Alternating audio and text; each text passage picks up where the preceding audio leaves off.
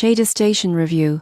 Pricing explained what you get for your money. If you're hunting for stylish eyewear without breaking the bank, ShadeStation is a name that comes up, but most people get this wrong by assuming all sunglasses are priced the same or that discounts are always available. The surprising truth is that pricing depends on brand, style, and lens technology. ShadeStation offers sunglasses from entry-level brands around to premium designer frames exceeding. Many options feature polarized lenses of protection and scratch-resistant coatings. Occasionally, the site runs flash sales or bundles, which can save you 15–40%. Shipping is typically domestically, with international shipping varying by destination. Returns are accepted within 30 days, but some high-end items may have restocking fees. What you get: trendy, protective eyewear with a range of styles and lens options. What you give up: waiting for the perfect sale or occasionally paying full price for designer items. Understanding lens technology and frame materials ensures your money delivers real value.